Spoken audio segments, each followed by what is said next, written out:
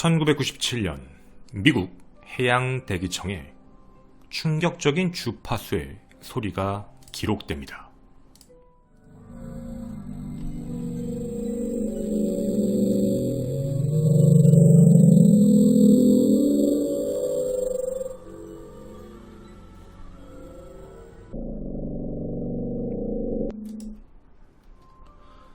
학자들이 이 소리의 근원을 찾기 시작했는데요.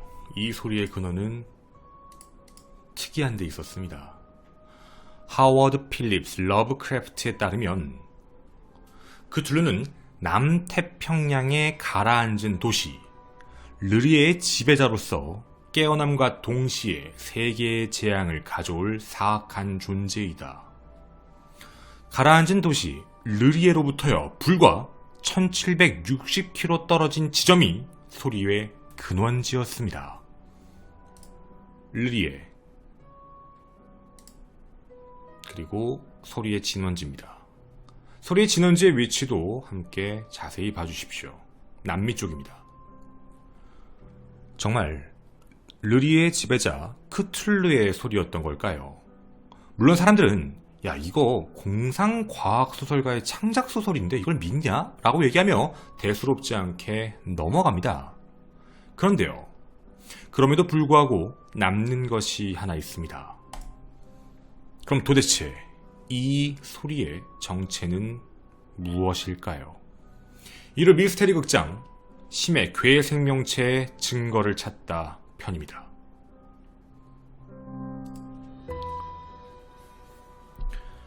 안녕하십니까. 전국 유튜브 구독자 여러분, 아프리카TV 시청자 여러분, 김원입니다. 심해. 인류에겐 어쩌면 가깝지만 가장 알 수 없었던 곳입니다.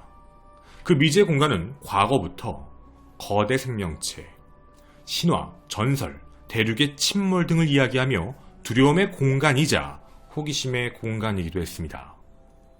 과거 학자들은 수심이 깊어질수록 햇빛은 점점 바닷물에 흡수되는 현상을 확인합니다.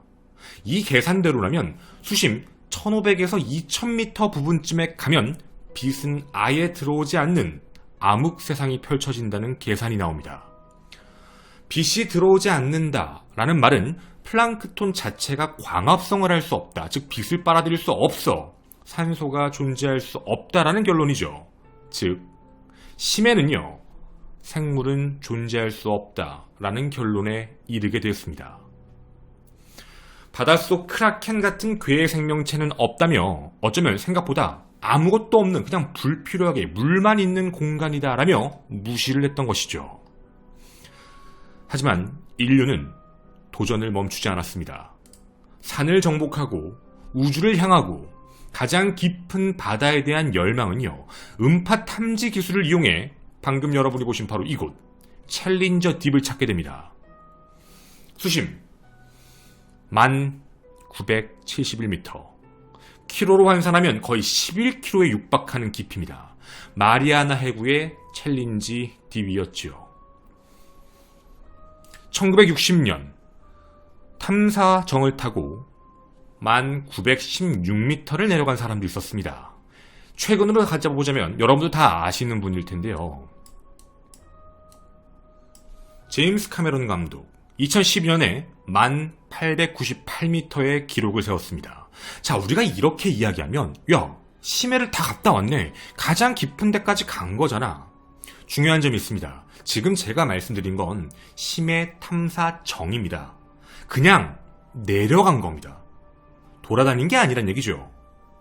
실제로 저희도 외부에 있는 내용들을 많이 확인해 봤는데 돌아다니는 잠수함 재질이라면 티타늄으로 만들었을 때 약 700m 정도는 움직일 수 있다. 700m여도 심해는 심해입니다. 근데 그 이상의 깊이로 가면 맥시멈 1300m 정도? 그 이상 가면 엄청난 압력을 못 견뎌 전부 찌그러질 것이다 라고 유추합니다. 해서 여러분이 아시는 대부분의 탐사정들은 다 둥근 형태를 떼서 압력을 분산시키고 있는 것이죠. 빛도 집어삼킬 만큼 어두운 심해, 인간이 만들어낸 최고의 기술력이라고 해도 종이장처럼 구겨버릴 바로 심해입니다. 근데 심해 잠수정을 만들어 천천히 그 속으로 들어갔을 때 심해에서 두 가지를 판단하게 됩니다. 과거에는 몰랐지요. 첫째, 심해에 영양분이 있었습니다. 분명히 광합성을 못해서 생명체가 없을 거라고 판단했는데 빛이 들어오지 않지만 영양소가 있었다는 거죠. 어떤 뜻이냐면 위에 있는 상층부의 영양분을 먹지 않은 채로 그대로 두면 침전에 쭉 내려와 층을 이룹니다. 즉 위에 있는 영양분들이 밑으로 내려와 영양소를 공급할 수 있었다는 것이죠. 그러면 자연스럽게 존재하는 두 번째 이야기가 있습니다. 심해에 존재하는 두 번째는 바로 생태계입니다. 먹을 게 있으니까 생태계가 존재할 수 있지요. 바로 새로운 종입니다. 심해 생물을 확인하기에 이릅니다. 자, 여러분, 심해와 관련되어 있는 이야기를 들으셨습니다. 그러면 다시 처음에 얘기했던 걸로 돌아가 볼까요? 아닌 줄 알았다. 그런데 실제로 있더라. 거기까지는 우리가 이제 알 수 있을 것 같습니다. 그런데요, 소리가 들렸다는 겁니다. 이 안에서 엄청난 소리가 들렸다는 건데 어떻게 들렸지라는 게 궁금해집니다. 우리가 여기서 한 가지 고민해 봐야 될 게 있는데요. 여러분은 아까 소리의 진원지가 어디라고 보셨죠? 남미였습니다. 자, 북미, 미대륙이죠. 그 한참 밑에 있는 남미, 남극에 가까운 쪽, 그쪽에서 소리가 진원이었습니다. 이렇게 먼 공간에서 소리가 났다. 그걸 확인했다는 얘기인데 어떻게 알아냈는지부터 여러분에게 차근차근 설명드리겠습니다. 냉전 시대였던 1960년 미 해군은 소련 잠수정의 움직임을 감지하기 위해 광범위한 수중 마이크를 설치합니다. 즉 그런 네트워크 시스템을 SOSUS라고 해서 만들어놨었지요. 냉전 시대가 끝나자 더 이상 쓸모가 없었습니다. 그래서 이걸 어떻게 쓸까라고 고민하다가 해양학자들의 연구 용도로 여러분이 보신 바로 이곳 미국 해양대기청이 다시 프로젝트를 시작했던 것이죠. 독립 시스템으로서 다시 움직였던 겁니다. 그런데요, 이 안에서 정말 무수히 많은 소리들이 들렸습니다. 물방울, 누군가가 하는 군사훈련, 선박 엔진, 낚시 보트, 아니면 뭐 바다 생물이 조금씩 내는 작은 소리들, 이런 소리였죠. 그런데 이런 일이 발생돼 버립니다. 1997년이었습니다.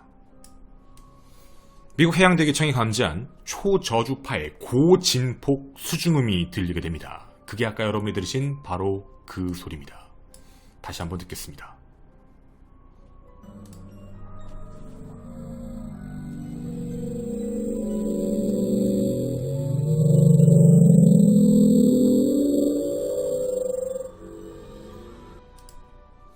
자, 이 소리가요, 얼마나 크고 지금 소리가 점점점 커진다라는 느낌도 아마 받으셨을 겁니다. 그리고 이건 남미의 진원지라고 했지요. 계산을 해보니까요, 3,000마일, 5,000km 떨어진 데서 나는 소리였습니다. 5,000km가 떨어진 곳에서 발생한 소리가 안에 들어왔던 것이죠. 한 번이 아닙니다. 반복적으로 발생했던 특이한 소리. 그래서 이름을 블룹이라고 부르기 시작합니다. 도대체 이게 무엇이었을까요? 해양생물학자는 이 저주파를 분석을 해봤는데 수중에 있는 화산활동, 해구, 해령 이런 화산활동 아니다. 즉 지진활동 소리 때문에 나오는 건 절대 아니다라고 결정합니다. 그리고 한 가지를 의심했지요. 이 생명체, 어쩌면 지구상에서 가장 큰 생명체로 알려져 있는 흰수염 고래입니다. 흰수염 고래와 같은 수중 포유류의 소리의 밸런스와 일치한다라고 이야기합니다. 그런 주파수였던 것이죠. 근데 흰수염 고래는 최대 1,000마일 정도까지만 소리를 전달하는 것으로 알려져 있는데 이건 3,000마일이었습니다. 아니 근데 어떻게 이 정도까지 소리가 되지? 그러면 한 가지만 가능하죠. 점점 커져야 됩니다. 소리가 그만큼 크다는 건 소리를 내는 물체도 커져야 된다는 이야기입니다. 해서 이 내용을 비교해 계산을 해봤더니요, 이렇게 됩니다. 흰수염 고래가 33m라는 기준으로 그 정도 소리가 나온다고 하면 3,000마일까지 가려면 아마 최소 크기가 215m는 돼야 될 것이다. 이걸 저희가 어떻게 얘기하면 제일 좋을까라고 고민해봤는데 대부분 우리가 학교 운동장 100m 라인 아마 보실 겁니다. 100m 라인 2개 합쳐놓은 크기입니다. 그게 길이라는 겁니다.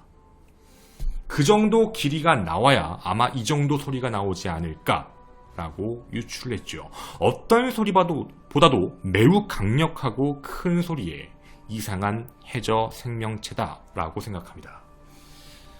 자, 근데 지금 저희가 이 소리를 들려드렸을 때 여러분은 어떤 소리를 들으셨습니까? 굉장히 고주파의 소리로 들리지 않으셨나요? 제가 분명히 아까 저주파라고 했는데 야, 소리가 되게 고음인데? 이런 생각이 드셨을 겁니다. 왜냐면 이 이야기가 외부에 나올 때 사람들이 16배속으로 빨리 해서 소리를 전달했거든요. 저희가 원본을 들려드리도록 하겠습니다.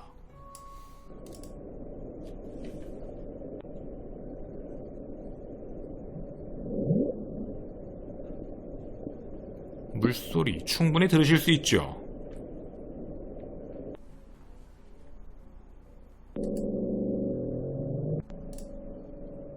근데 어느 순간 갑자기 소리가 들리기 시작합니다.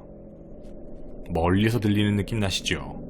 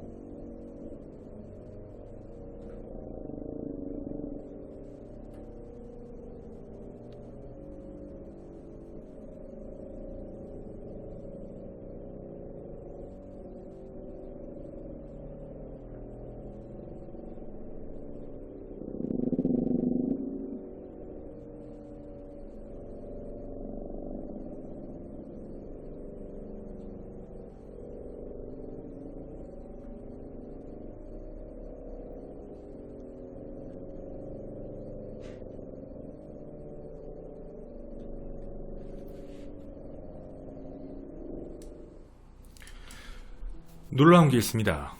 이 소리는요, 97년 이번 이 이후에 소리가 더 이상 나지 않았습니다. 자, 그 전에도 분명 예전에 냉전시대 때를 대비해서 설치했을 때도 없다가 1997년에 갑자기 나타났던 소리, 그러다가 사라져버렸습니다. 그리고 저 소리는 분명 소리 자체가 작게 들려 멀리 있다는 느낌에서 점점 커지는, 그리고 그 진원지 자체가 3,000마일, 약 5,000km가 떨어져 있는 공간에서 들렸던 소리입니다. 이걸 도대체 어떻게 이해해야 될까요? 학자들은 연구를 하기 시작합니다. 분명 어떤 생명체가 존재하는 거라면 그것도 위대한 발견일 수 있다 보니 말이죠. 근데 이 내용에 대해 조금 다른 내용들이 등장하기 시작합니다. 미국 해양대기청의 의뢰를 받았던 지진학자였던요, 로버트는요, 이 내용을 하나씩 다시 분석을 해보고 체크를 해보게 되는데 결론을 이렇게 내립니다. 이 소리는 쉽게 말씀드리면 빙하가 깨지면서 나오는 소리다. 그게 균열되고 흔들리고 움직이면서 나오는 소리가 이렇게 들리는 것이다 라고 이야기합니다. 자, 그리고 그거에 대해서 여러 가지 설명을 함께 붙여줬습니다. 2005년에 결정이 났다라고 이야기하며 발표를 했는데요. 일단 블룹이 주고 있는 신호와 주파수, 그리고 지속 특성, 시간을 확인해보면 굉장히 유사점을 띈다라고 이야기합니다. 이런 식으로 말이죠.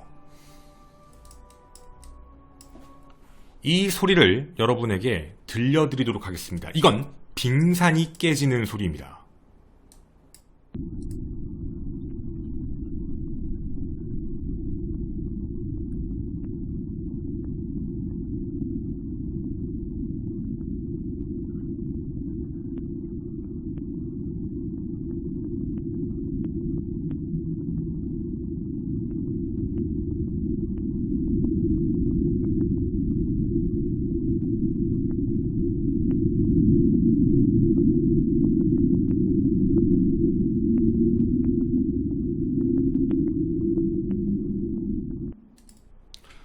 여러분 어떻게 들으셨나요?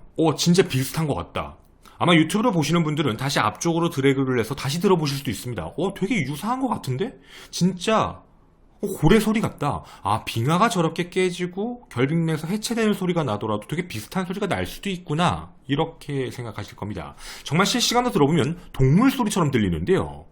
빙하도 천둥 소리와 비슷한 지진 소리가 난다는 걸 확인했던 겁니다. 자, 이렇게 이야기하며 수중 안에서 나는 소리들의 범주를 나눴습니다. 지구물리학 중심으로는 잠수함, 화산, 지진 같은 소리도 나고요. 날씨 문제, 폭풍, 파도, 바람 이런 소리도 난다. 혹은 인위적인 선박 소리가 나기도 하고 얼음이 이동하고 깨지는 소리도 난다. 혹은 동물의 소리도 난다. 이렇게 이야기를 했던 것이죠.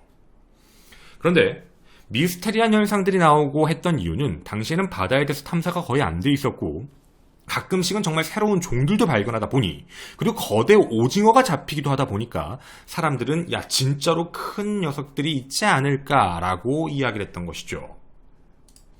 이렇게 이 미스테리는 끝나는 줄 알았습니다. 당연히 미국 해양대기청도 입장은 같았지요. 하지만 미국 해양대기청의 한 사람이 다른 이야기를 합니다. 이분의 이름은 크리스토퍼 폭스입니다. 크리스토퍼 폭스가 데이비드 월먼이라는 사람과 인터뷰를 했던 기사가 하나 나오게 됐는데요. 그는 이렇게 얘기합니다. 인공적인 것, 잠수함이나 폭탄, 그리고 지질학적인 것, 지진 혹은 빙산 이런 거에 대해서 나는 믿지 않는다 라고 이야기를 합니다. 그가 이런 이야기를 주장했던 게 있었는데요. 블루벨 소리를 들어보면 살아있는 생명체가 나오고 있는 리듬과도 되게 비슷하다. 소리 자체가 굉장히 미스테리한 소리다. 그리고 실제로 빙산이 깨지는 소리라고 했는데 소리가 나오는 범위가 훨씬 더 강력하다. 자, 이게 만약 빙산의 소리가 그만큼 깨진 거라면 어마어마하게 깨졌어야 되는데 그런 것으로 확인하기가 어렵다는 것이죠. 자, 그리고 그는 분명 동물이 내는 소리와 유사하지만 엄청나게 큰 소리로 내는 게 더 납득이 된다라고 이야기합니다. 그리고 이 내용을 정확하게 이렇게 인용해 적어놨습니다. 폭스가 느낀 직감은 블루벨에 나오는 그 소리가 동물에서 나올 가능성이 제일 높은데 이유는 주파수의 변화가 매우 강하답니다. 이런 형태를 띠는 게 아니라 마구잡이로 바뀌고 있다는 뜻이었죠. 해양 생물체들이 내어 있는 소리와 굉장히 비슷하다라고 생각한 겁니다. 그리고 제일 중요한 차이점은요. 블룹 자체가 거의 3,000마일이 떨어진 곳에서 확인되었다라는 것 때문입니다. 엄청나게 큰, 아마 흰수염 고래보다 큰 생명체가 존재하지 않을까라고 똑같은 기관에서 다른 의견을 냈던 내용이었습니다. 자, 사실 이 미스테리에 대해서는요. 현재 과학자들 사이에선 아니야, 빙하 깨지는 소리가 맞아. 그렇게 보는 게 훨씬 더 적절해 라는 입장입니다. 왜냐면 그 이후에 그런 소리가 들린 적도 없었고 가까이 빙하 쪽에 가다 보니 들렸다 라고만 이야기를 하고 있거든요. 근데 이 이야기에 대해 다시 반박하는 사람들은 이런 주장을 펼칩니다. 오케이, 좋았어. 근데 이거 이상한 일이 있는데 이건 왜 그런 거지? 라고 이야기합니다. 바로 적도. 왜 적도에서 저 소리가 들리는 건데 그러면? 여러분한테 말씀드린 저 소리는요. 적도 쪽에서도 여러 번 감지가 됩니다. 아니, 만약에 이게 빙하가 깨지는 소리면 남극이나 북극일 수도 있는 건데 남극일 텐데 남극에서 깨지는 소리가 거기까지 올라온다고? 이건 말이 안 되는데? 라고 생각합니다. 그리고 이 이후에 실험을 했던 것도 있었습니다. 2014년 남극에서 빙산이 깨지는 소리를 한번 확인해봤는데 이론적으로 입증이 직접적으로는 불가능했습니다. 그냥 소리로만 비슷한 것 같은데? 라는 이야기였죠. 자, 여러분. 이렇게 놓고 보면 우리한테는 한 가지 의문점이 남는 것들이 있습니다. 만약 이 소리가 빙산이 깨지면서 났다라고 한다면 그 소리는 그 이후도 지속적으로 몇 번씩 발생할 수 있었어야만 합니다. 하지만 가까이 가서 직접 들었을 때도 정확하게 매치가 안 된다라고 얘기하고 있고 적도 쪽에서도 들리고 있다는 건 좀 뭔가 이상한 거 아닌가? 라고 이야기를 하는 것이죠. 그러면 정말 크기에 대한 것도 정말 많이 큰 걸까요? 이에 대해 학자들도 명확하게는 이런 표현을 하고 있습니다. 길이가 무조건 큰 게 아닐 수도 있다. 우리가 예상한 대로 이 어마무시한 크기가 아닌 이유는 길이 몇 센치밖에 안 되는 피스톨 새우도 제트 엔진만큼의 큰 소리를 내는 것처럼 꼭 크기가 크지 않은 엄청나게 큰 소리를 내는 그런 생명체가 존재할 수도 있다라는 입장이죠. 만약 정말 우리가 모르는 생명체 중 크진 않고 적당한 크기지만 어마어마하게 큰 소리를 내는 생명체도 있을까요? 만약 그게 아니라면 정말 빙산이 깨지는 소리를 착각을 하고 있었던 게 맞는 걸까요? 여러분의 생각, 의견 함께 기다리도록 하겠습니다. 저는 뒷이야기에서 몇 가지 더 말씀드리도록 하겠습니다. 저는 김원이었습니다. 감사합니다.